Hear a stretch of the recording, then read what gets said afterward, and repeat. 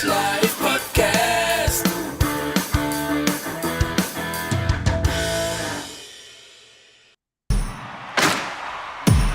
Now, get ready to talk hockey. Streaming from the Oilers Live studio. Subscribe or follow today.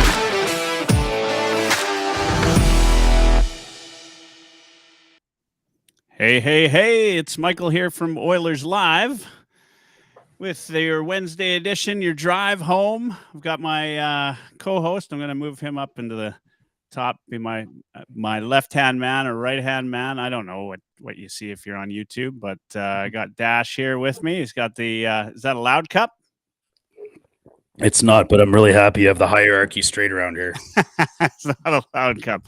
And the guy just below us, Mr. Bob the goalie from Heavy Hockey, the guy responsible for our goalie power rankings, as faulted as they are. But happy to have you, Bob. Happy to have you, Dash. Guys, lots. I think we've got lots to talk about. It's been a busy pre-deadline day, maybe one of the busier pre-deadlines of recent memory. It was some pretty big moves happening today. How are you guys doing? Bob, nice to meet you. Bob. Pleasure's all yours. This is a terrible angle to look at you, though. It's ridiculous. So.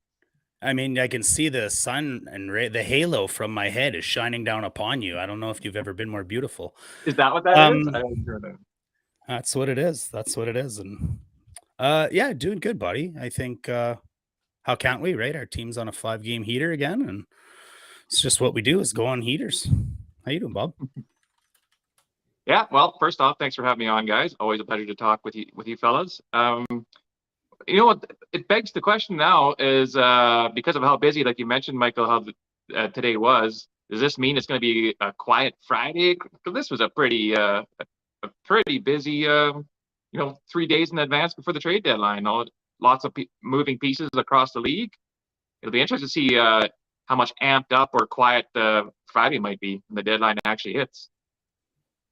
Yeah, I think it'll be pretty quiet. I don't know. I mean, there's a lot of stuff in, the Jim Rutherfords of the world, and moving pieces early doesn't leave a lot left. But I don't hate that dominoes are falling, because it does mean things will happen more efficiently as well. So. Yeah, so let's start. For those of you that are tuning in, and we've got a good crowd tuning in on YouTube right now, and we've got a good crowd tuning in on Edmonton Sports Talk today. Let's just recap kind of what's happened today, which a lot of trades have been made, including one later trade in the day, Alex Wenberg going to the Rangers for picks to Seattle. Colorado was quite busy today. They got Casey Middlestat from Buffalo, and going the other way was Bowen Byram. Philly picks up Ryan Johansson and a conditional first rounder, and to Colorado goes Sean Walker on D, good right-handed D-man, plus a 5th round pick. And then, of course, the Edmonton Oilers trade today was receiving Adam Henrique, and Sam Carrick, plus Ty Taylor, who is a McEwen alum, plus a 7th round pick. And going the other way, a couple of picks, of 2024 first round pick and a conditional 2025 5th round pick. In other trades today, we had Tarasenko went to Florida. That was one that was high on Edmonton's radar, to Ottawa, 4th round and a 3rd. And then yesterday, of course, was Anthony Mantha going to the Golden Knights for picks. So lots has happened in 2 days. We still have got 2 more days until the deadline.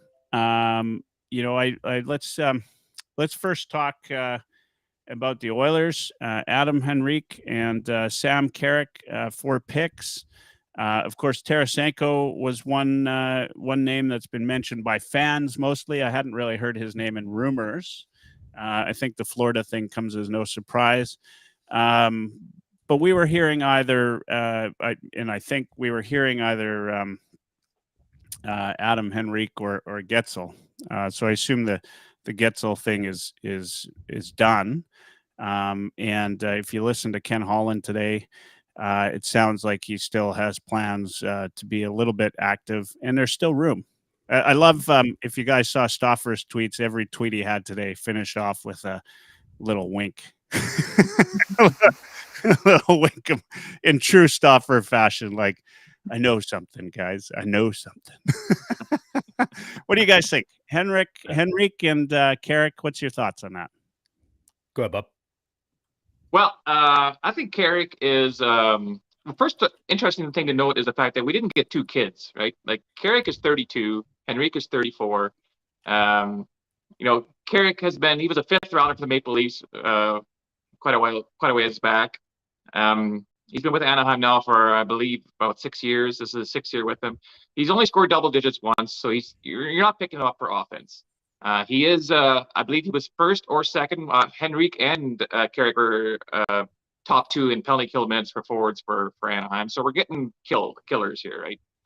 And well, Carrick will not be providing much for us for offense, but he throws his body around. Like he's at, where am I at here? Over 137 hits right now. That would be second on our team on the Oilers for body checks. And so, who's second? Who's second right now? Nurse. yeah. Well, for forwards, it's Connor McDavid. I know. Is that where you're going with it? That's right. Sorry. I'm sure that's where he was leading you. Yeah. Yeah. Yeah. Your hand was just out of reach, but I grabbed it there. I got it. Thanks. The blind Obviously, leading the blind.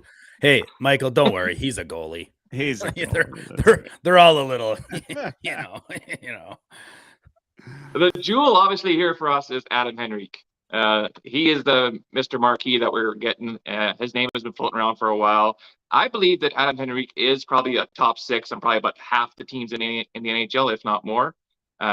Maybe not so much with the Oilers, although he'll probably get an audition up there. I think the original game plan might be to be that third line center that we're kind of hoping that we need, and that we're kind of hoping he can fulfill that role. This guy, he's actually on pace. For an 82 game season, he's actually on pace for scoring the most goals he's ever scored in his career if he were to keep this pace up. He's actually having a resurgent year. His points per game average is second highest from when he entered the league, and he's been around for a while. So we're getting a guy who should provide some secondary scoring, if not primary scoring in certain situations, and also a guy who can kill penalties and provides leadership. He's been to Stanley Cup final before in 2012, so he has been there before. So that's also a valuable asset he brings to the table. Yeah, and I mean, he obviously he didn't finish far behind Nuge, I think, in rookie scoring back in the day. So there's a little bit of a connection there. 34, so nice vet player that can play top 6 minutes if needed. Right, he's been around the league. He's never really had a terrible season. He's always been pretty good. I like the player. Dash, I think, and correct me if I'm wrong, but you had expressed a few concerns about Henrique when his name came up before. You still have those? Am I right, or is that somebody else I'm thinking? That's somebody else. No, I've always been a pretty decent fan of Henrique. You know what the most shocking thing in all of this is for me is that he's 34 years old. Honestly, I heard that and I was like, no. Like he just got drafted. Like, I know. It feels like, I don't know, yesterday somehow. That's, I think, the most shocking part for me. But, it had been rumored. I think he was definitely in there in the Oilers' top targets.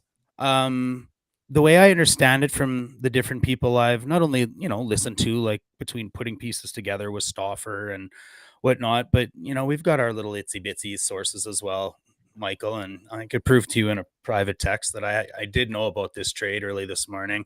I was scared to post it because I couldn't corroborate it, but it is what it is.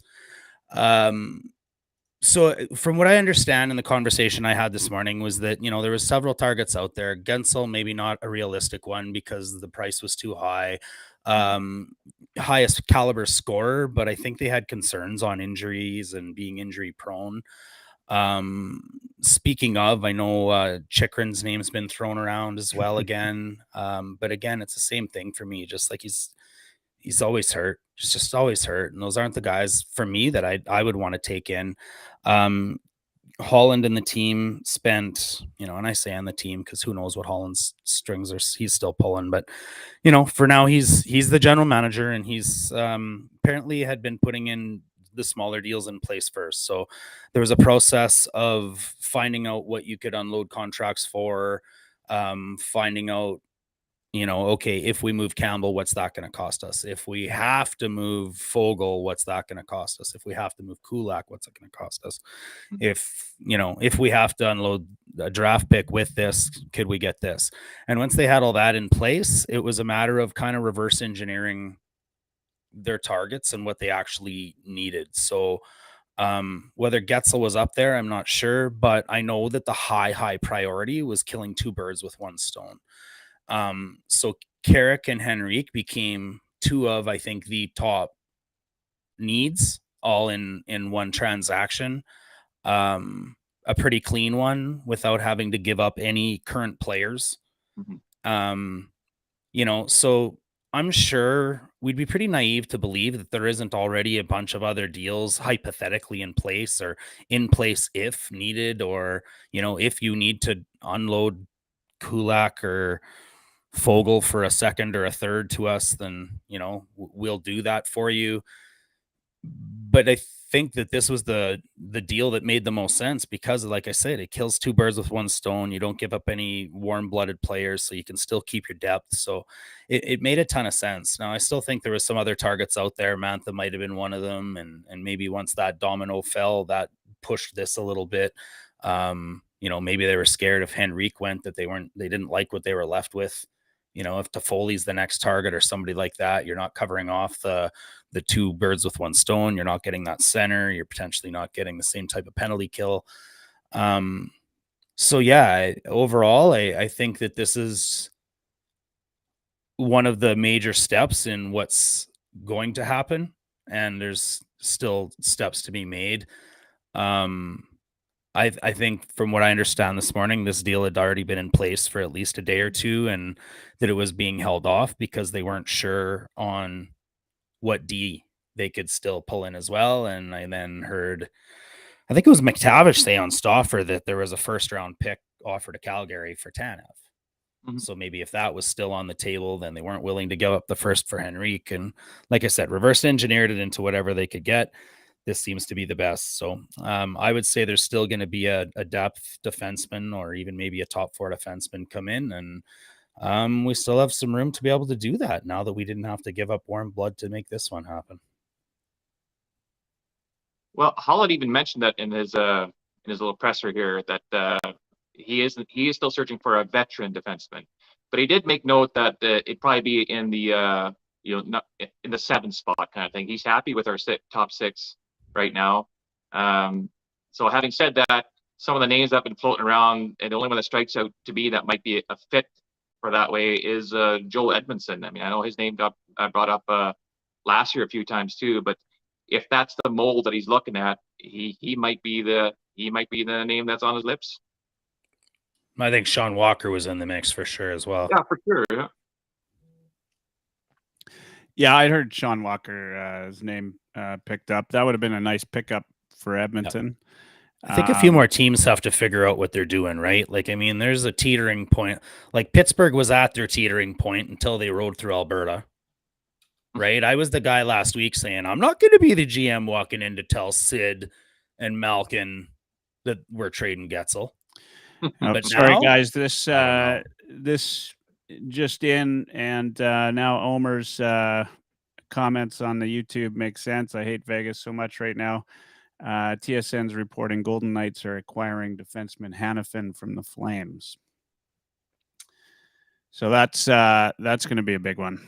So Hanifin's now. I hate Vegas so much right now. Yeah. Yeah. I mean, this is, and this time of year now. Okay. So there's a lot of people that are going to say, right, like, and we heard it in our own heavy hockey chat that Colorado, it looks a lot better. Colorado has been the big mover other than Vegas. So the three big movers right now have been Oilers, Colorado, and Vegas. Oilers, though, in only one trade. Vegas, obviously, in a couple. Let's talk Colorado first. Colorado gives up a nice young defenseman in Byram, right? Mhm. Goes to Buffalo to pick up, a good, guy with some good numbers in Sam. Why did I just go blank? Casey Middlestat. No, that's who the trade was for, but they picked up a D from we just mentioned him, Walker. Walker. Yeah, Yeah. Sean Walker. Sorry, thank you. And then they gave up. Who'd they give up for? What they gave was Johansson for Sean Walker, right? So they traded out Johansson. And a first. They traded out Bowen Byram, and in return they get Casey Middlestat, who was a definite upgrade, obviously, on Johansson. Is a really good, also a good young prospect, I think, in this league. Like, still got a lot of years ahead of him. But I think that's the biggest improvement for them. I was a little bit surprised they gave up Byram. Because I think there's just such a good career ahead of this guy. Buffalo, if they do all the right moves, they're going to look really good. But to me, this is a little bit more than shuffling the deck chairs, but this is not a huge upgrade for this team. Does this put them as, in your minds, as Stanley Cup contenders? They were Stanley Cup contenders before this happened. Yeah, that's true. Yeah. But does it put them any higher than where they were before? I mean, the cream is gonna rise to the top, as the Macho Man used to say, and I think that that's what's happening. The Oilers, the Avalanche, the Knights, et al., because the league's not done yet. Nope, but far from done. The people Still that lots of are names left. expecting to be in the hunt are solidifying their ability to be in the hunt. A lot of those top names, though, are already off the board, right? Like the ones that are left: Getzel, Chikrin, Vetrano, Markstrom, if he goes. Wenberg's gone. Buchnevich, I guess, is still available. Mm-hmm. To Foley. There's still quite a few names. You know who I'm happy for in that one there is Bowen Byram. I mean, he's going to get a fantastic opportunity in Buffalo. I think he kind of got lost in behind like McCarr and Taves and even, Samuel Girard kind of thing. He wasn't getting played in all the situations maybe he wants to, or as much ice time. And Colorado is a contender. So they're not going to, dilly-dally too much with experimenting in regards to ice time in situational plays. So this is a good opportunity for Byron to be able to branch out and become the player that I think the D-man that I think we all kind of expect him to be in Colorado. And he was no slouch in Colorado at all. He kind of got lost behind the couple for some other young studs out there. Right? Bob, have you ever been to Buffalo? What's that? Bob, have you ever been to Buffalo? No, but I have headed to Buffalo. Have you ever been to the Rocky Mountains in Colorado? No, I have not. I'm not sure that I can concur that Byram's going to be, thrilled about going to Buffalo, but he might be thrilled about his opportunity on the ice. That's for his career. I understand. Buffalo is. If you'd been there, you'd understand. Is anybody thrilled to go to Jersey? I was shocked when I saw that return. I'm surprised. I mean, I'm shocked that they gave good for Buffalo. Good for Jeff away. Yeah, good for Darlene, Powers, Bauer, Byram. Sorry, they've got the who's who of the next. Yeah, man. You look at the next Olympics; those guys are all going to be on teams. Now, I mean, I keep thinking, as we all do, that Buffalo is going to turn the corner any time now.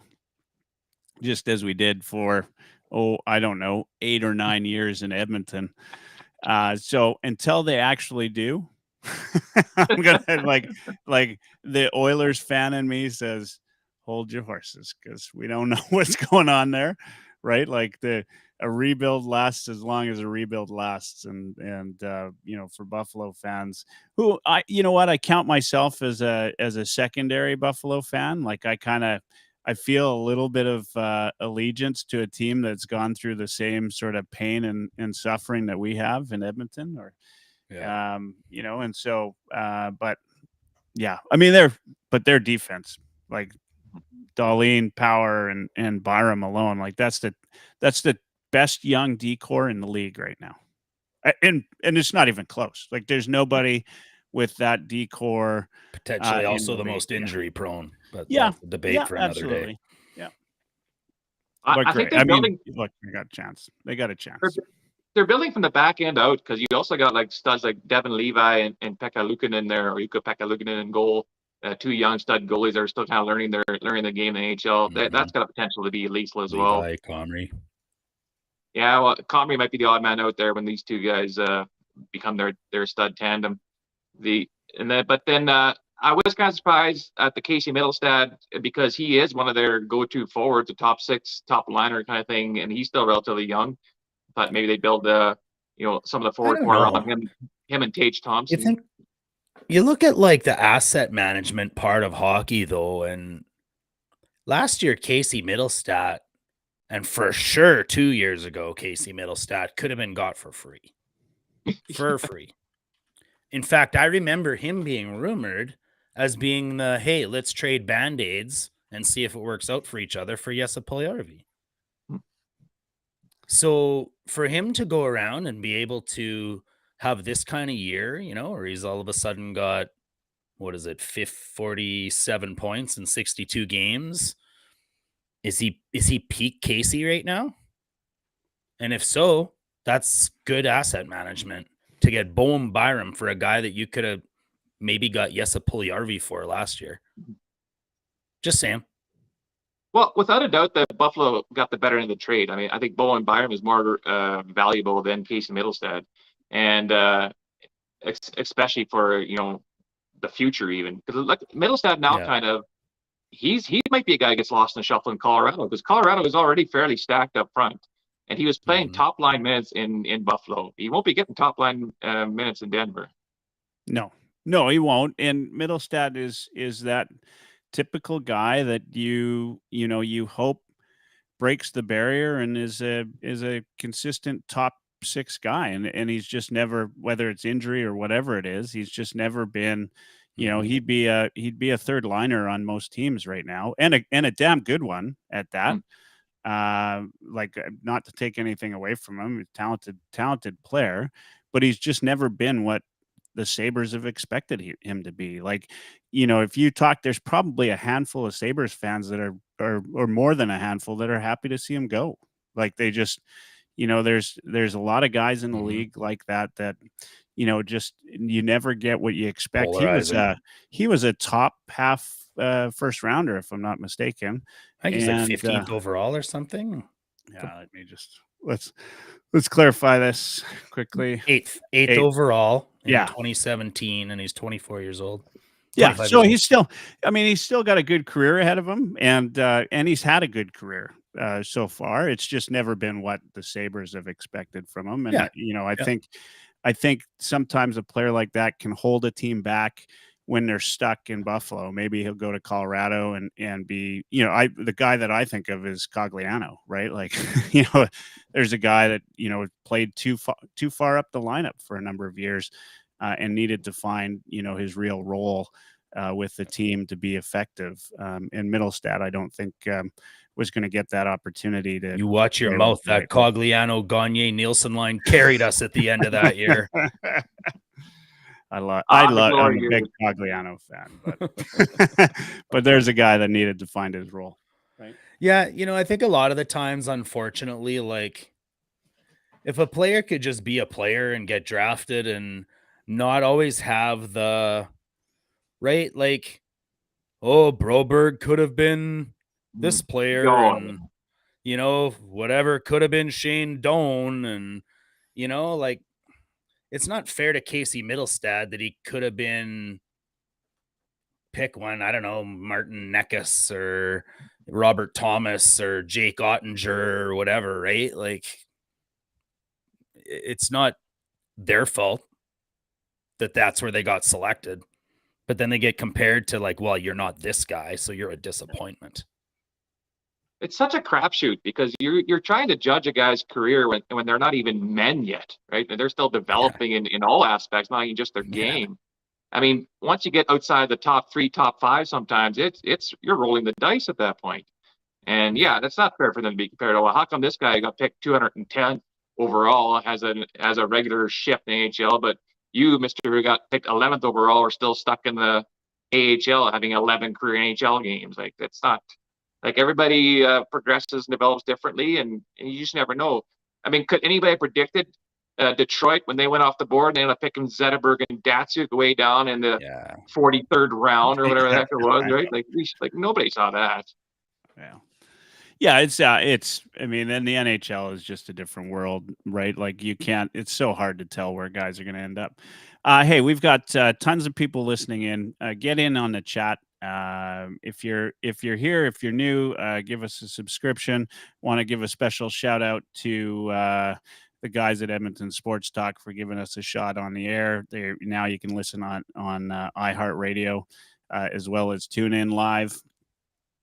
We got lots of listeners there through Edmonton Sports Talk today. You can find us at youtube.ca/heavy hockey, where you can chat, or you can chat on Twitter if you like, and also get in on the chat through Twitter or YouTube. We'll be watching that. I just want to go to some of the chats right here. Dal Riata, I think, if Matt Stone returns for playoffs, I will glue myself to a slot machine and protest. So I mean, this is happening. Get the padlock out for sure. Key the code. Buy 8 feet of chain. It's ridiculous. Now, buddy. Rye Guy says picking up these two guys who play well in the PK gives Knobloch the option to bench Brown. I think that might be the gives them the option. Thing. He gone. Yeah, he gone. I mean, the biggest loser out of this, though, to me, is Ryan. Right, like Derek Ryan is looking like he's out of his spot. Yeah. Like, I kind of hope they let Brown stick around because he's still that good in the playoffs kind of player, right? He's still a depth forward that can motor, and I don't think it's going to hurt you in the playoffs where there's not a lot of goal scoring and whatnot. But then the same thing, right, with Derek Ryan, you can keep him in the background. Gagne, that's a ton of depth on forward, and and you're going to need that cycle in through 4 rounds of playoffs. Exactly, yeah, for sure. Yeah, and I have a bit of a question for you guys. Yeah, so we've been talking about late round picks, and I think like this COVID threw everything into a wrap as well, right? Because there's less scouting and it's caused some gems to come through. We've seen it in our own organization with Matyev Petrov being an absolute gem in the 5th round, and we're seeing some of these other guys come. Do you think they'll see that there's a more of a trend towards it doesn't really matter when you get drafted moving forward, and that there'll be less pressure on that type of thing? Or do you think that number associated to you is, because like look at Matt Rempe with the Rangers, and these guys that are coming out of the late rounds, even Deharnay. So, and Bob, I'll let you answer right away, but my thought is it's temporary, right? Yeah. Like it's, it was nobody knew what to expect during COVID and the drafts beyond that because people lost a couple of years. You still just have less round gems happening. Yeah, exactly. Yeah, that's fair. Yeah. So over time, Bob. Well, I 100% agree. I mean, I feel like the scouts were at such a disadvantage. They were doing most of their scouting. Let's replay that again. What was that? It's the first time you two have agreed in a while. Sorry to interrupt. Go for it. I had to. I mean, let's make this all about Mike's show. That's fine. The scouts were scouting through like video and people saying iPhone videos and whatnot. Like it's such a weird situation for them to try and scout and get a feel for a player. any kind of interviews you did were, through Skype or what have you. There's a lot to be said for face-to-face, in-person interview. You get a better vibe and feel for a person, and especially watching them live. So you're stuck to watching what's on a small screen as opposed to you seeing the big game and how they transition in that big game, right? So I agree. Yeah. It's gonna be a temporary thing, and things will level out. One last little quick story, because I know that we should probably be talking trade talk and maybe even that game last night. But I'm friends with a scout for the Rangers, and he was telling me about how he had pushed really hard for Matt Rempe, and somebody that he had to really push and push and push to try to get on the radar. And they were sitting around at that draft. That was COVID draft, and they're sitting around waiting at their satellite office or whatever, and knew that if they did get to this pick in the 6th round, that they were going to be able to get their choice. And so like it was creeping in on their pick. And he was drafted in the 6th round, 10th overall. And I think it was New Jersey, I want to say, or something, had 6th round, 9th overall. And they step up and announce, from the Seattle, and it's the same junior team. Oh man. And they just like all their hearts broke, but they ended up taking like a big defenseman from Seattle instead. And so he just said that it was like one of the greatest moments ever, where they thought they lost him and then they got him right back. So he's pretty proud of that pick and figured that this is exactly what he'd be doing. I wonder with Rempe, this is fascinating because his first game, obviously his first game is the outdoor game. What a way to make a debut. But also, I wonder if he is the first player ever to have 2 minutes in penalties before he has any actual time on ice. Like he came out for a face-off and got into a fight before they even dropped the puck. And that was his first shift. So 0 TOI, but 2 P or 5 PIM right up the way. Yeah. That was the game versus the Islanders. That was the outdoor game. Yeah. Yeah. I mean, obviously there's no doubt why the kid's in the league, right? Like, and he's loving it, right? Like he was showing off the black eyes the the other day, right? Enjoying it, and Reeves even gave him a good little pat on the back. And 5 fights in 8 games. Yeah. I mean, we don't see that very often, and actually, and we'll have to devote a pod to it or a stream to it, but I'm kind of curious because I'm sitting here, I watch the queue, and there's no fighting in the queue anymore, right? And in fact, there hasn't been one all year. None of the stuff that everybody worried about has come to fruition, which is the people are going to start getting speared and all this. None of that's happened. It's, it really hasn't changed the game at all, but there are times when you expect to see a fight and it just doesn't happen because, well, nobody wants to get suspended for a couple games. But how did those players that come from the queue, how do they end up coping in a league where fighting is still more or less legal, right? Other than the 5-minute major, we'll see. All right, we've got some questions here. Lotzi asks, what do you guys think about line combos with Henrique? Best to use them on second or third line. Some stranger says, is Vegas acquiring Hanifin such a threat to us? Bob, thoughts on both of those? Well, I think the ideal scenario for Henrique is to be our third line center. I think that's kind of the plan to begin with. I do think though because Novak's going to want to experiment a little bit here and there to see what kind of chemistry he has with these guys. So I expect to see Henrique getting some top 6 times, top 6 shifts. Carrick, most undoubtedly, I'd say 99% he's going to be a 4th line player, but you might see him on some 3rd line action too, just to see what kind of chemistry he has with those guys. So that's a bit of a loophole, a cycle we might see happening. In regards to Hanifin, wow, everything Vegas does is kind of a threat to us because they are one of our arch rivals all of a sudden. And it's a great move by them to get Hanifin. And already one of their strengths is team defense. Now they're adding another, solid D-man back there. So that's a force to be reckoned with. But we also have Connor McDavid. So he can turn any D man and make him look like he's facing Bob Schmidt at Heavy Hockey Network on D. So I guess we'll see how it plays out. Yeah, and I can speak. You don't need to be Connor Like McDavid a giraffe with broken ankles. your thoughts, Dash? Where do you think we see Henrique and second, third line, and then thoughts on Hanifin in Vegas? I think that, yeah, Bob's right. I think the ideal plan was to have Henry come in as the third line center, and I think that's exactly where he'll be. Ultimately, we got a whole bunch of Swiss Army knives there. Really, Henry can play center wing, McLeod can play center wing, Nuge can play center wing, Dry can play center wing.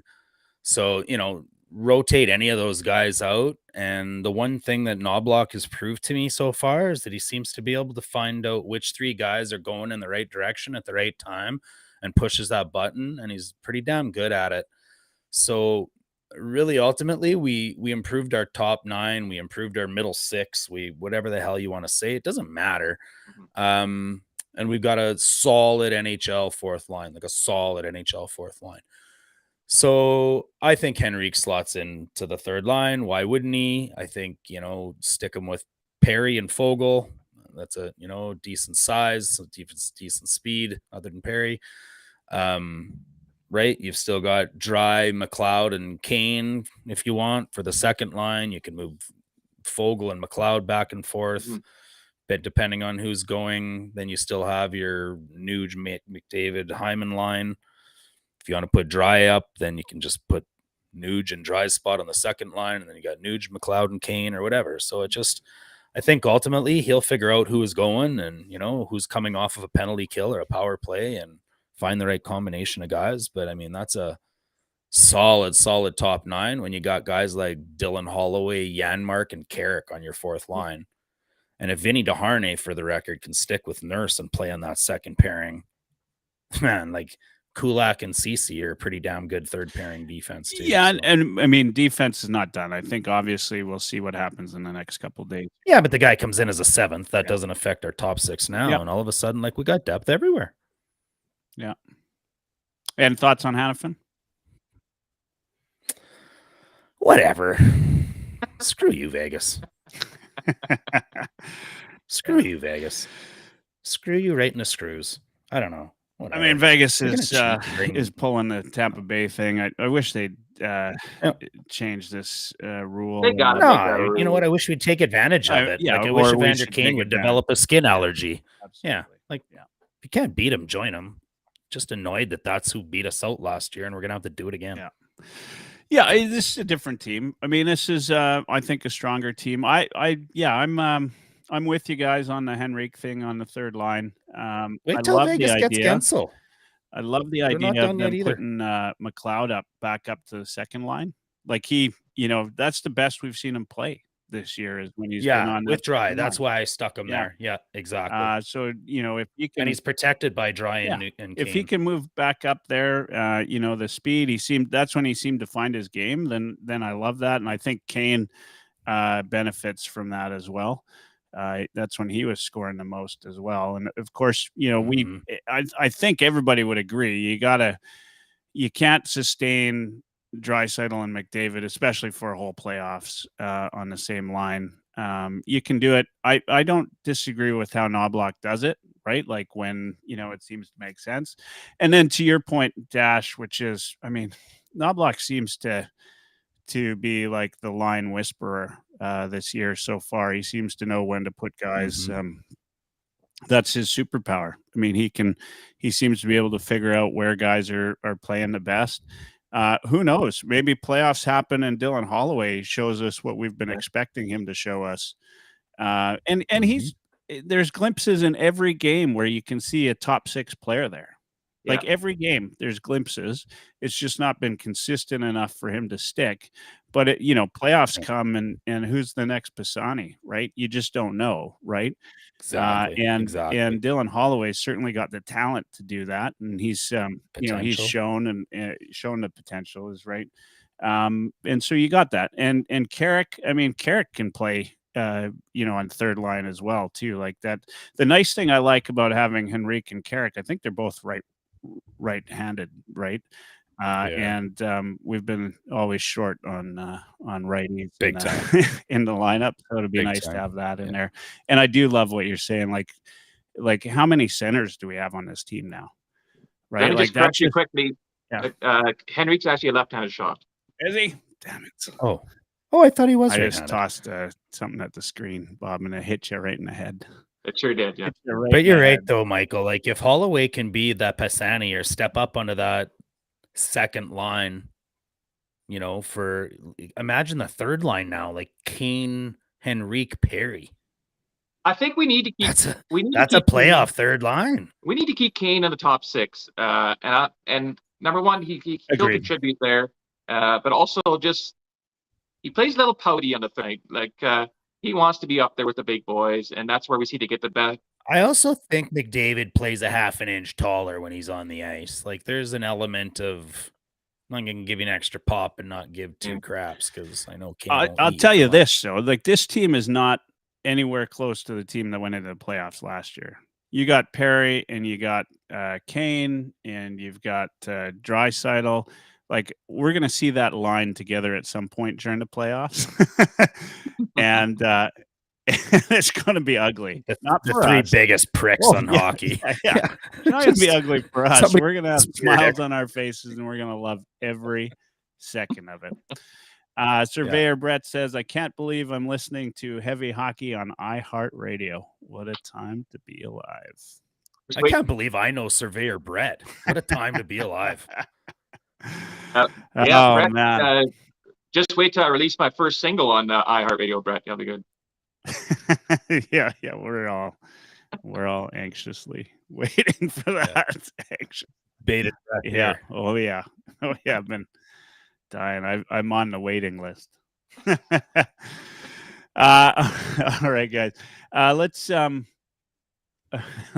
about the Oilers' last game. We're not going to take any breaks today. We're going straight through. Unless you guys need a break, you let me know. Let me know. Oh, it's power. Let's go. Power through. We got lots of listeners, lots of folks on Twitter right now listening in. We're at about the 700 mark, which is nice to see. Thanks for tuning in. If you want to get in on the chat on YouTube, it's youtube.ca/heavyhockey. Really easy to find. Get in on the chat on YouTube. Of course, you can chat if you're listening on Twitter. I don't know how the chat works. I just know we do see the Twitter chat when it comes. But if you want to chat there, feel free. We'll post your comments if they're good on the screen. Otherwise, go to iHeartRadio. Let's talk about last night a little bit. Yeah, that's what I want to talk about. Let's talk about it. It's like what a game. Here's two things that I absolutely love coming out of that game. We walked in. Okay, so like what has been the biggest problem with the Oilers over the last little stretch? And I'll answer my own question. For me, it is... I'm just putting myself on mute here. He's asking and answering go ahead. questions. yeah, I don't need you. I never have. I thought it'd be ticket prices, but no, go on. I think the biggest issues are that they self-load manage to a point where they have to put a fire under their own ass to be able to come out of these games. Now, a few years back, they'd put themselves in that position and couldn't even win. Now they're just like, oh God, now we've got to try for the last 10 minutes. And what I loved is they saw Boston on the calendar. I don't think Boston forgot what Edmonton did to them last year. Like a 20-game winning streak or something they knocked them off of, or home game winning streak. So they walk into this game that's an NHL playoff Stanley Cup final caliber game, and they took it to the Bruins from the opening faceoff. And they went and they went and they went for 60 minutes. I don't know if they had a bad 5 minutes. And we don't see that in that team very often.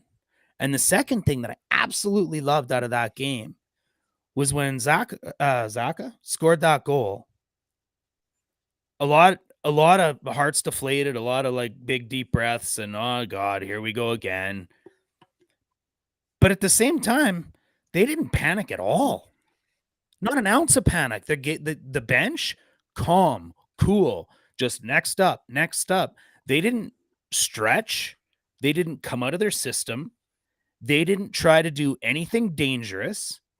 They just took their time, waited for their opportunity, pushed the nuclear button when they could, and scored the goal when they could.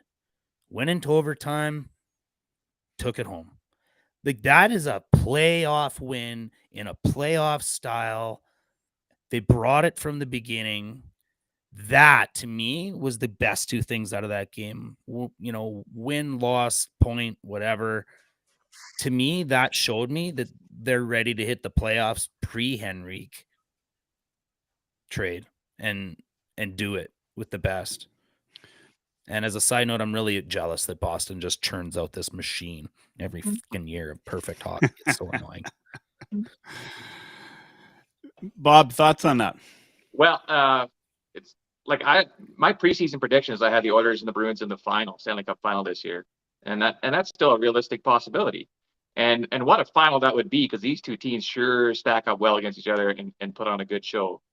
I 100% agree with you, Dash, in that regards, that there's no panic. There's a calmness to this team. And I think that is the influence of their coach. I mean, he brings that calming presence, and he brings this stick-to-itness.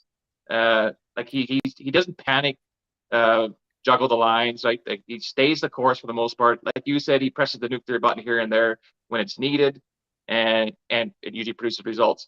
I would also say, though, that I think this has been kind of the theme for a while, except for maybe a couple of games. Flames games, the first thing that comes to mind, where we're just pure garbage. But for the most part, even some of our losses, they've been staying the course. There's no panic. They keep pushing. They keep pressing. Like, after the Bruins scored the goal, the next shift we dominated. Like, there was no such thing as crap. Like, here we go. We got to fight from behind again. It's just, okay, we're behind. Let's just keep doing what we're doing, because they were controlling the game from the opening face-off on for the majority of the game. It was the Oilers' game to be had. It's just that Ullmark is putting on a show. The Bruins did have some pretty good defensive moments, but our time was going to come, and it did. And we've been getting wins like that. We were getting wins like that already during our huge streak. Some of the times we're getting wins because of that kind of process. Yeah, and McDavid took over the game when he needed to, just like some stranger said. And that's, looking at the high danger scoring chances at the end of the game, I think they were 11-7 or something like that for the Oilers. Close enough. But when you look and break it down, I think it was McDavid had 5 and Draisaitl had 5. So there's 10 of the game's 18 high danger chances right there off those two guys' stick, right? You're almost dead on. I saw that Bruce McCurdy had it down as McDavid was on for 6 high danger chances for and 0 against, and Draisaitl was on for 6 high danger for and 1 against. So like 12-1. Okay. Yeah. And there was only like 18 or 20 of them in the entire game. Exactly. So they're producing half of the high danger for the entire ice surface, which just goes to show you how much we rely on those two. But in this instance, it worked. You guys are bringing up something that's kind of cool for the Oilers this year. Outside of the start of the season, this team has done a lot of different things that they haven't done in the past. We thought when they came out of the All-Star break, it's like, here we go again. But no, they stopped it. It was a momentary lapse for them, and they're back on the win train again, right? Yeah. Like, this was, if that had been the Oilers last year or any other year, it would have been back to, 2-10-1 stretch, right? But instead, now they're back up to being one of the hottest teams in the league again. And then, some folks will say, well, Boston's on the end of a back-to-back. Oilers had played, that's their 3rd game in 4 nights. And they're on the road. We're on the road. It was as equal as you get against a top-notch team that's coming off of a high in a 4-1 win against Toronto the night before. Like, this is these are good wins. And not only was it a good win, but it was low scoring. Like the Oilers have typically been, at odds of getting to win those games, especially against top teams in the league. They're doing it now. Yeah. Somebody brought up Sam Carrick is now our leading PIM guy. We're bigger. We're badder, right? Like this is, this is a team that watch out, guys. Like this, be excited about playoffs this year. They're not going to play the same. Knoblauch, I love, Bob, what you said about Knoblauch. Like he keeps the lines together in game. He's not a blender guy in game. Typically, he'll make some small adjustments in game as he needs to, but he doesn't seem to, at least not yet. And granted, he's still young in the league, but and we've said this about other coaches with the Oilers when they start. But right now, he doesn't seem to panic, and I love that. Right, like he makes a couple of little moves, and he makes moves game to game, and the other thing that I love about him is we've had some stubborn coaches in our history where they're sure that a guy is a first or a second liner, and they'll keep him there no matter what they see. But Knoblauch seems to be all right, moving guys up and down the lineup as he sees them progress. Putting Desharnais with Nurse a couple games back was a mistake, and he didn't do it the next night, right? But he did go back to it, and I think that's more of a we got to check to see what we have coming into the deadline sort of thing. And I think he did well. I think Desharnais.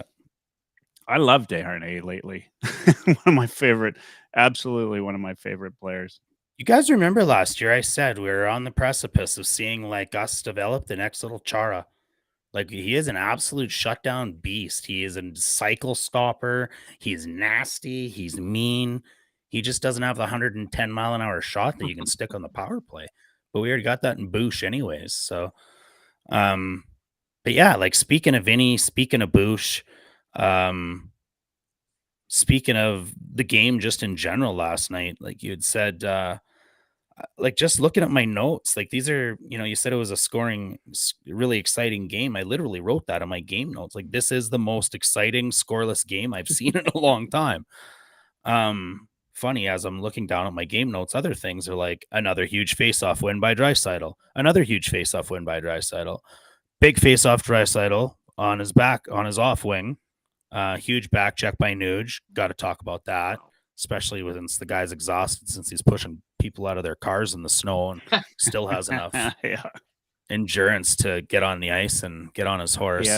Man, I want to start my own fancy stat called like either like GFC or like FFS. And it's like, I'm just going to track Bouchard and how many times I say FFS in a game because, dude, it's getting something else. Like when he served up that pizza in overtime, I threw something. Like I thought, oh my God, after all of that, here we go, right? And like the only reason Nuge was on his horse was because he shot that into the shin pads. Man, for like everything awesome Bouchard does, and I love him, and I want him here, and I want to. Oh, I don't know if there's been a player in an Oiler uniform that has made me go JFC like 10 times a game. What are you doing? What is it with him? What is it? Because it's unique, you guys. It's like it's not Marc-Andre Bergeron. Like I have zero sense whatsoever. He's got some defensive sense. He can move the puck. He makes good decisions most of the time. He's an offensive weapon. Oh, incredible. Does he just think he can get away with everything he tries? Is he that confident? Like, does he not have a radar for danger? Or does his radar for danger go off too late? Because everything is the last split second with him, and everything makes me want to punch myself in the mouth. Well, besides McDavid and Draisaitl, do you not think that Bouchard touches the puck more than anybody else on that team? He probably does. Yeah, 100% right. Yep. Yeah. Well, so you're gonna make. You're gonna make mistakes. Hyman's just banging rebounds. Probably Nuge. Like Bouchard's out there with Draisaitl or with McDavid a lot, right? So I think like McDavid transports a lot for that 5-man unit, but I see where you're going with it. So. Odds are you're going to make some mistakes with it. Yeah, some of them you definitely shake your head at. big picture, he obviously makes a lot more better plays than crappy ones. But some of the crappy ones he makes are definitely jaw droppers. And the problem is he's a defenseman. So when McDavid and Draisaitl, for as much as they touch the puck and they give their puck away, their share as well, it's not quite as obvious. Number one, McDavid can check back like nobody do strip it off, and Draisaitl is heavy in the corner. But for a guy like Bouchard, like he makes a mistake, it's probably a rush the other way, and it is frustrating, absolutely. Because it's when he's the last man back and he's just standing still and. He's trying to make that play standing still. He is a D man. I mean, he's going to be the last man back every time. I mean, frankly, like when Draisaitl gives it up, there's defensemen behind him to give it up, right? Yeah. Like when Bouchard gives it up, it's completely different, right? And if you got a guy that I think, Bob, where you're going is he's carrying the puck. If he gives it up, there's nobody else to back him up, right? If somebody is backing him up, then maybe it's a little bit different. But there's almost always a simpler play to be made. Yeah. Dump it in, ring it, get it. He doesn't, but we don't play him for the same play for another day. Like you don't have to make the cross-ice sauce across two guys when Heinen's going the other way, or you don't need to shoot it straight into his shin. So I ask you this, Dash. You think he's better than he was at the start of the season? Wow, you hesitated. But it's marginal. Because honestly, there's still like 5 times a game where I want to like throw something against a wall based on a decision he makes. And there's no other Oiler that does that to me. So, I don't want him gone. I don't want this is not a Bouchard. I'm not gassing up the bus, but I recognize what he does offensively. He is an amazing puck transporter, but jeepers, man. Like that decision making is because here's the thing. It's gonna happen at game 7. That's what I'm scared of. That's what I'm scared of. Because that's how razor thin it is, man. That's how razor thin it is. Okay, now factor in this. He's 24 years old. Last year was his first year as the chief of our quarterback on our power play. This year, I think he's taken over the reins as being our number 1 D man. Probably like he's probably more highly coveted than Nurse at this point now. There's no other. If you were to throw all the defensemen into, an open draft right now, where do you think he gets picked by somebody else? Do you think he gets picked in the top 10? Yeah. So of defensemen? Yeah. No. So there's going to be some growing. Too many people would say he's a product of the power play and he's a merchant off of McDavid, and Barry did it too. And you could stick Nurse in there, or Michael Hebert, and he would still pick off all of these points as the quarterback on that power play. Yeah. You go like a lot. So I don't know. No, I don't think he would. And with all due respect, I also don't think he's our first defenseman. I think Ekholm is. Well, and from a defense perspective, absolutely. But no, our number 1 defenseman. Like I think that's what Bob's getting at. Taking the throne from Nurse. I don't think Nurse had the throne. I think it's Ekholm. There's been 2 things that have corrected the ship. Corrected the ship. Number 1, that Ekholm trade. Yeah. We are like 58, 20, and 2 or something like that since we had Ekholm, and we are 36, 11, and 2 since Knobloch. Those 2 things have straightened us like an arrow. And Nurse and Bouchard don't have that capability, I don't think. But that's maybe another debate. Bouchard, I don't know, man. I just keep him off the ice with 5 minutes left in game 7. That's all I'm saying. Well, you're not wrong. That's all I'm saying. If you're in the lead, 5 minutes left in game 7, I don't think you got. No, you could be behind 2 goals. I don't care. Don't put Bouchard on. You're behind 2 goals. I think you got Bouchard on the ice. Read all the comments where everybody agrees with me. I'll sit in back and wait. Well, yeah, because I got to scroll up quite a ways. Because there's so many. I know, right? I know, right? You got to wait for them to come in first, or what? That's right. That's right. Yeah, I mean, nobody's doubting Dash. Nobody's disagreeing with the fact that No. Bouchard's got a lot of but he's not on there to be a defensive defenseman. That's why we got him playing with Ekholm. That's why we had him playing with Duncan Keith. That's why, like he needs those kind of guys to make up for his shortcomings on defense. And he is kind of like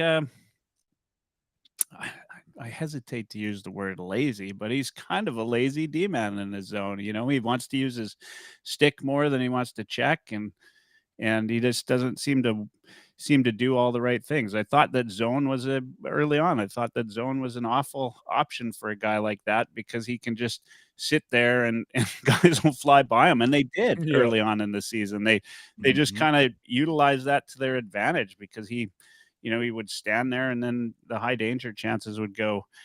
But for one, I just don't see them like if Game 7, you don't put Bouchard in unless if you need that last minute goal or you need the offense. Vinny was on the ice for the last game. And he got first star in 20 seconds of the game. Yeah.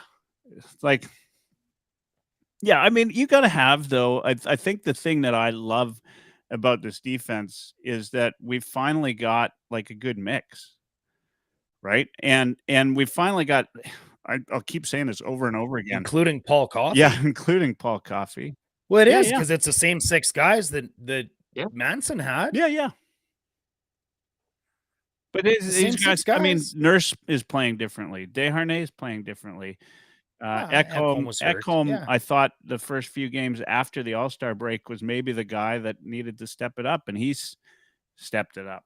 He's playing differently. In fact, we're going back, and this defense rises and falls with how Ekholm plays. I really believe that. To your point, he is one of our top guys, but I think that's defensively. I think you got to have a guy like Bouchard or a Barry or somebody from an offensive perspective like that on the team.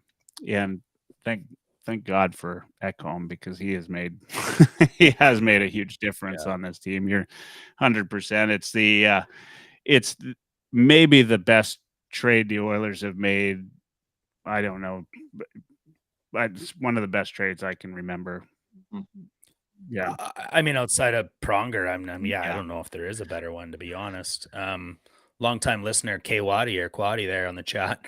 Anyone notice the Flames loading up all the Western Cup contenders around us? Dickheads. Yeah, and he's censored it, and I didn't. But do you think that maybe we get the prize piece in there? I want 10 of you guys. Well, I mean that. What?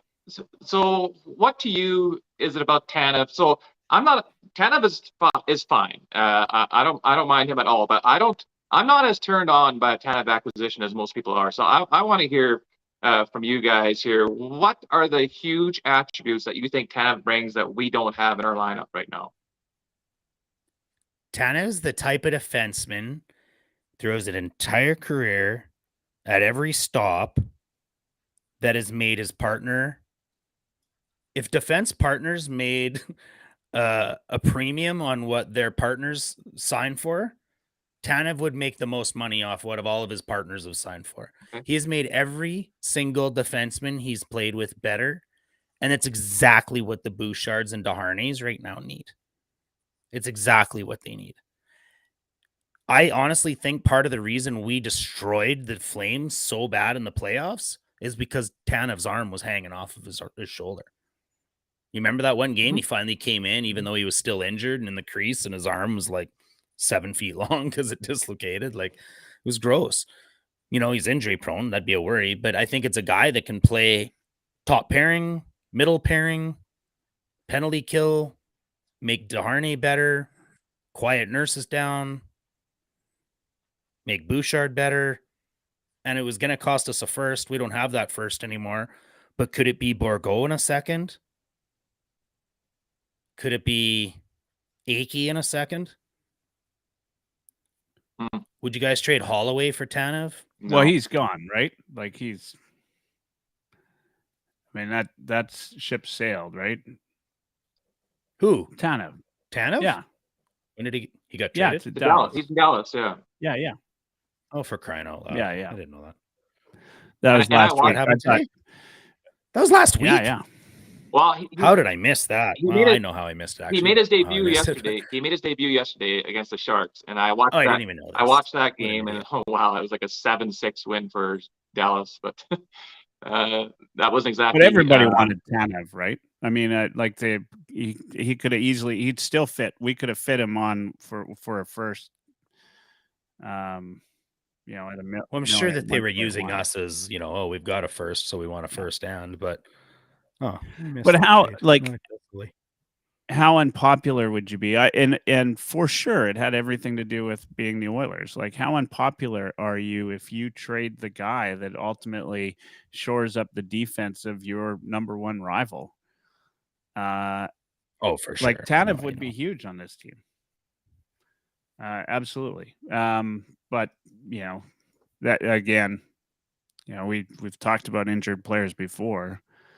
It scares me, right? To get a guy so injury prone, that you trade anything. You could trade a first rounder for Tanev, and then he might not play a game in the playoffs, right? Like, that's true. Yeah. And I feel the same thing about Chychrun or anybody that has that same type of injury history too. I'm just going to defer to you guys about Tanev. I still don't get turned on by the thought of him in the Oiler uniform. I know he has different kind of toughness. He's a shot blocker. He plays for a lot of pain, but like, he doesn't body much at all. I don't really see him as a great puck mover. Like, yeah, he's more of a defensive guy who clears pucks and that sort of thing. But I think we have a lot of that already on the team. But again, like, I'm deferring to you guys because I'm not a big Tanev booster. Well, then who becomes our next D target? Like, who can be? I know it's probably going to be a 7th D, but is there somebody else out there? Can we make one more bigger move? Is there anybody else out there? Maybe it's somebody that's off the record. D that's Tommy Gazzola was up hinting at that. Maybe right it's now. somebody that nobody's talking about. Chychrun, Dumba. Keep in mind when we got Edmonton. Ekholm, nobody was talking about Ekholm. Yeah, true. Carrier, Sealer. Well, Sealer just re-signed with Philadelphia now. So good for him. Re-sign? Okay. Yeah. If we go by Holland's template here, and he did say he's looking for a veteran guy to go in the 7th, and touched on it earlier with Dash a little bit, Edmondson kind of fits the role there for that role. But I also a guy that intrigues me a little bit would be somebody like Boquist out of Columbus. He's a right-handed shot. I mean, yeah, he's not like a defensive defenseman more so. I mean, he's not bad defensively, but he is definitely more of a puck mover. That'd be kind of my thing to go after, but he wouldn't be a 7th guy though. No. I mean, the thought is a 7th guy. Is that? Well, Holland basically said that, and then his presser here right before we got on. Yeah. And so for me, another name's been mentioned is Ferraro out of San Jose. That's another guy who's kind of a shutdown defenseman, whose numbers are like his productivity's been going down for 3 years straight, but that's also not why you'd pick him up. I mean, this the challenge still is, what you think of, and this is going to be different for every Oilers fan out there, but where you put CC in this lineup, right? Like, is he, it's probably a 50-50 split right now as to whether or not, having him in the lineup is a good thing or a bad thing, right? And that's probably the biggest challenge. And my personal thought, I don't mind CC actually. I think he gets a lot more grief than he deserves. But whatever you do, if you're going to bring somebody in on a 6, but that means, okay, so are we good with the defense as they are going into the playoffs? If he's going with the 7th D-man, as fans, are we happy with the way they? And I'll say this: if Desharnais continues to play the way he's playing, that Nurse Desharnais combo could be exactly what this team needs. Down fair. Right. Yeah. And so far so good. I mean, I like that was the first game they played together, was the one where they did so poorly. So you can give them that, right? And Desharnais, I mean, talk about Tanev getting in front of shots, but like Desharnais doesn't seem to care too much, and he's got good timing. Like he's got great timing on the shot blocks. Like you watch his blocks, like he's which is also nice to see, because those some of those guys that are shot blockers don't have the timing to do it, but they do it anyway. That's why they end up on the IR, right? Like, but Desharnais's got good timing. He's got the stick. He's got the body area to take up a lot of room. He's doing a lot of things well. My challenge with Desharnais are the reads, right? Like when he's not in front of the net. Right. Like I think he's a big guy in and around the net. When the puck's down low, he's the right guy.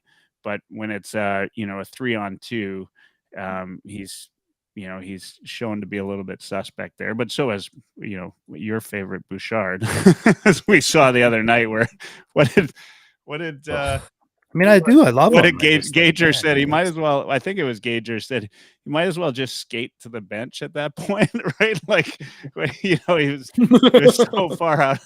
Like he said, just keep skating and skate to the bench and go for the. Just go, man. Go for the just change, go. Right. Some stranger asked, "What's wrong with Broberg as the 7th D?"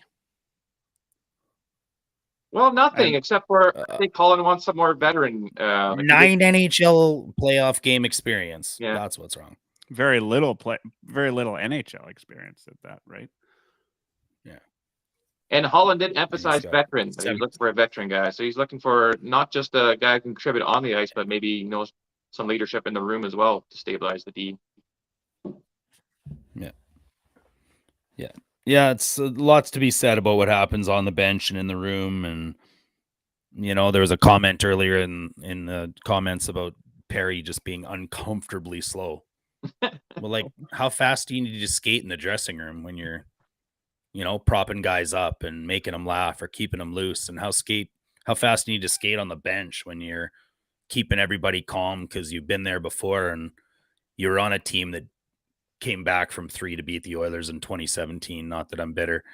You've been there. You know what it takes. Ultimately, you don't need to skate fast to be in the blue paint. Thank you. That's where Perry's best. So I don't really care how fast Corey Perry skates. Bob's like, all right? How fast do do you need to skate when you're punching somebody in the mouth? There's hope for me yet. We didn't get. I'm sorry, but you are not an ex-Richard and Hart Trophy winner, Michael. You're excluded. We didn't get Perry to win the fastest skater competition. You're bang on. Like we got him for what he does in the blue paint and for getting under people's skin. And I guarantee you, we've seen flashes of it now, but the playoffs is where that comes into play, and that is his strength. He always steps up, especially those two aspects of his game in the playoffs. Well, he's a competitor, right? Like wears Sorrells on the ice. He plays better to me. Upset, right? And I mean, you see it even a little bit now, and like you said, you'll see it more in the playoffs. But Perry gets under people's skin, and people, guys have memories. Like some guys in the league just look at Perry and get mad, right? Like that goes. I look at Perry and get mad. Yeah. I mean, yeah. Some fans do too. I mean, he's had a couple games where he's been, reminds me of Kessler, and then I get more mad. Yeah. Oh. I'm looking forward to having Perry on this team in the playoffs, and just what that brings, and guys like Carrick and Kane and Draisaitl and Fogel's got he plays pretty heavy. Like I actually. Some people were down on Fogel today. I love Fogel. Like I think he's played a hell of a season. Fogel just doesn't hit anything. He just skates around really fast sometimes. Yeah, but he just run into something while you're skating. Run into something. Yeah. All right, guys, we got about just over 10 minutes left. Let's talk about the games upcoming. I was looking at the schedule for March, and then I thought to myself, geez. is Dash going to call an undefeated March here? Nope. and I'll tell you what, I mean, the Oilers, and this doesn't happen every year because we've had some pretty crappy schedules over the last decade or more. But something the schedule maker this year seems to have opted to favor the Oilers. I mean, not a lot of back-to-backs, pretty good in terms of road trips and times off. That 3 and 4 nights, that was maybe the toughest part of but for the condensed schedule that we have through March, like it's still a nice break.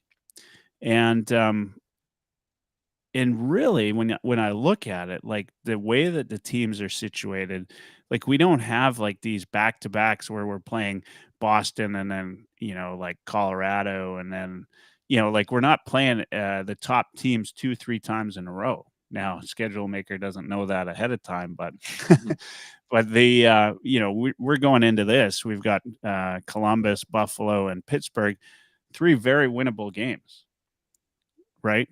And then we're home to the Caps, very winnable. Home. I think you could make an all-star team out of Columbus, Buffalo, and Pittsburgh, and we could still beat them. Oh yeah. Yeah. And so, I mean, the Oilers have shown they're not taking teams lightly in this part of the season. They're doing really well. I mean, then we got a couple nights off after Washington to prepare for Colorado.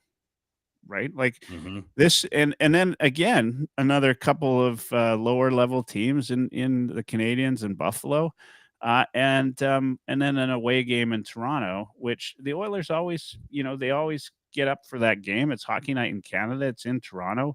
Connor McDavid always wants to show well, and that's our back-to-back is going to play Ottawa next. Who's now that actually would be the game that worries me. Maybe would be that Ottawa game. Yeah. And the only other back-to-back is when you said it earlier, Buffalo, Pittsburgh. Yeah. Like this, this schedule, I'm not brave enough to say undefeated March, but this is a great schedule for the Oilers, right? Like this is good. There's nothing, I think really that terrible here. There's, a couple back-to-backs, but I don't think they're awful. And not only are they against average teams at best, they're also like the travel between Buffalo and Pittsburgh is like a train. You guys got to wake up early next Saturday just to watch Buffalo, though. 10:30. I mean, no sleeping in. The key here is taking advantage of that schedule, and I think you're right there, Michael. You touched on it, that how the Oilers have, they take all these games kind of seriously. They have been mailing it in for the most part. 82 game schedule, you're going to have off games like the Calgary game, for instance. But when everybody was pointing fingers and saying that, of course they had a 16-game winning streak because look at their schedule. Well, I would challenge you to say if you played the Chicago Blackhawks 16 times in a row, it'd still be tough to beat them 16 times in a row.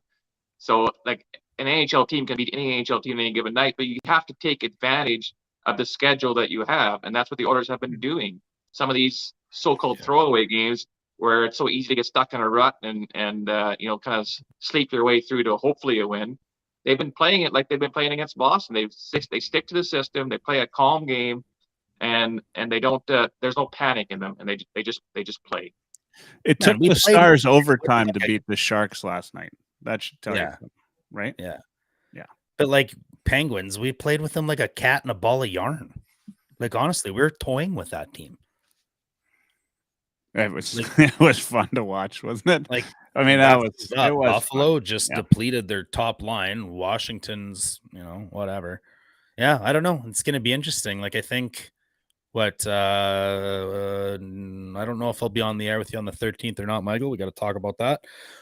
But I'm going to the game that night, which is part of the equation as to whether I can get on with you or not. So I'm going to say Columbus, Buffalo, Pittsburgh. Man, we're going to be on an 8-game heater next time we're on the air. 8 games. Your thoughts, Bob? Colorado will be a good measuring stick game when we get there in 16. With the changes they've made, with some of the changes we've made, these are now the teams that they'll be set. This will be their playoff teams, right? This will be the team that you enter the playoffs in. So let's see how we stack up against each other. In the Yep. meantime, I'm going to say this. I think we win the next 4 when we get to Colorado, and then let's see what happens. So that gives us, I what, agree. is that a 9-game heater then? 9-game heater. Yeah. Yeah, that's what I had in my head. Like when I looked at this schedule before the show today, couldn't help but think like, man, this reminds me of January, right? Like just the way it's lining up. There's more back-to-backs, obviously, but the way that it's lining up and the way this team plays, this reminds me of January. Now, like I said, it's hard. It would be hard for me to ever, I'd never put money down on an unbeaten month like that. But if they did it, I wouldn't look back and say, well, it's that crazy, right? Like this is the way that it's just lining up nicely, right? Like you beat the guys like Boston. That's the team that you're scared about. And they took them to the wire. Well, Bobby Boston- just said it, a measuring Yeah. stick game Yeah. against Colorado. Dude, we just had one last night. Yeah.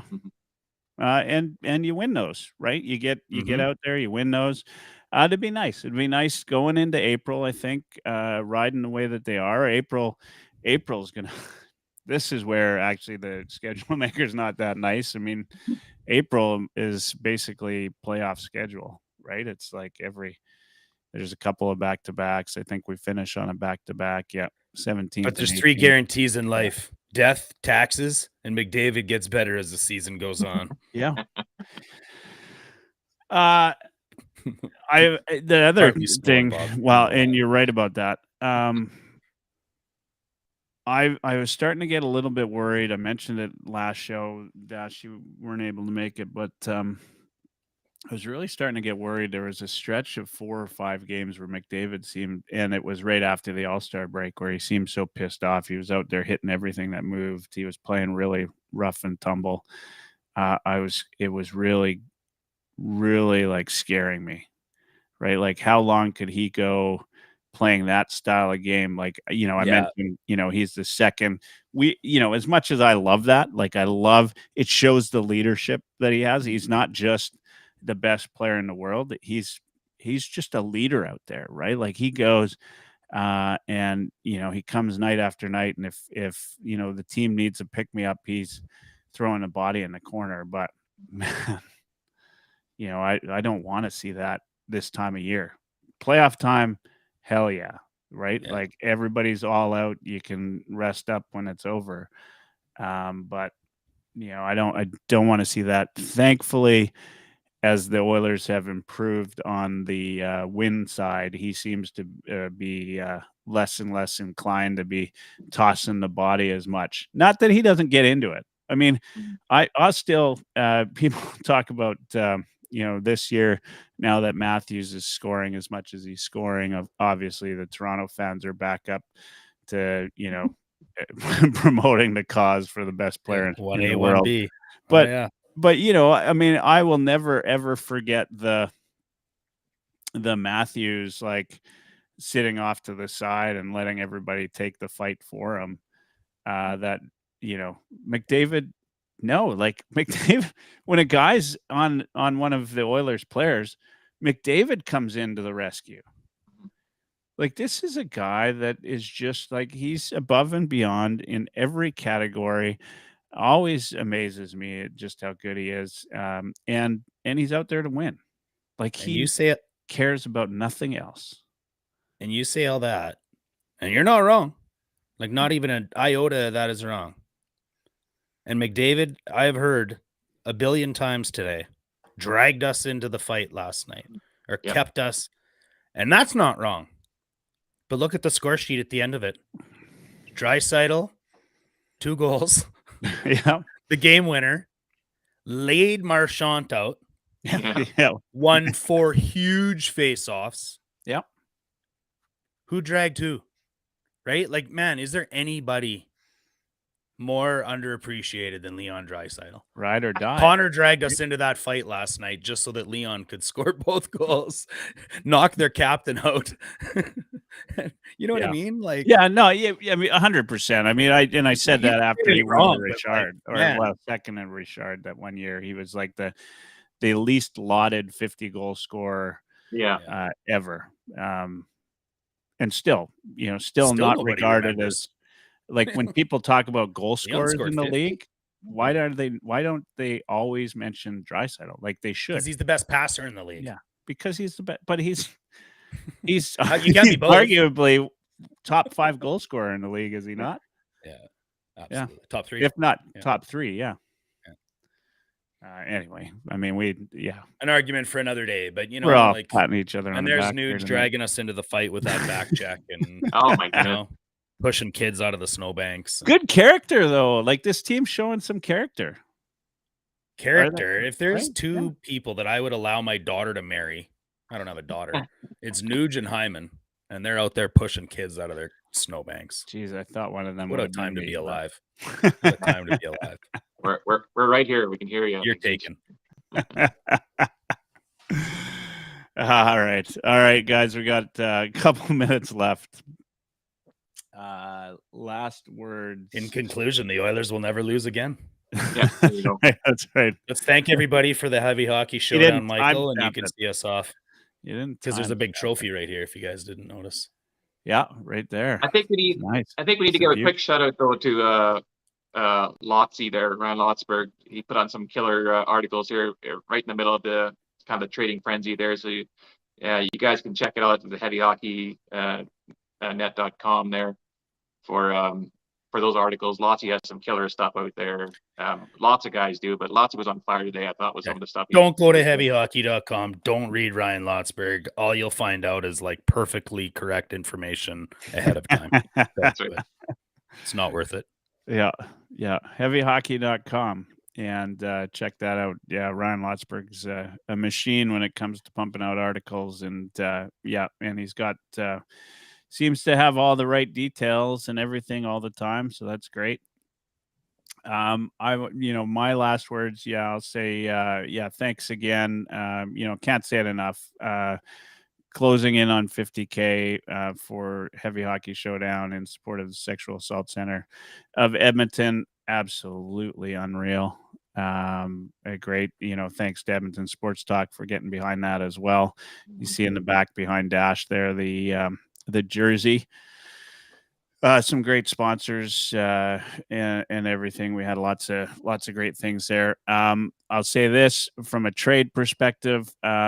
One thing I always hate about trade deadline time is that you lose the chemistry that got you to the trade deadline, and the Oilers did not lose that chemistry today. In fact, they've kept it because nobody's going anywhere. Nobody's gone. And as much as you want to say, well, why didn't we get rid of this guy? I'd tell you that this is probably the best outcome you could ask for, is that you keep the chemistry and you can, those guys don't leave the room, right? Chemistry's there. So that's my thought. So far, so good. We'll see what Holland has up his sleeve. I mean, he's surprised us. All the grief that he gets, he's done some good things. So, Dash, you want to go and we'll give Bob the last word? No, I'm good. Go ahead, Bob. Thanks for listening, everybody. I'll end it like I ended last time we got together, Michael. I say it again, and it caused a little bit of stir online when I tweeted it. But Stuart Skinner is a top 10 goalie in the NHL. Thank you very much.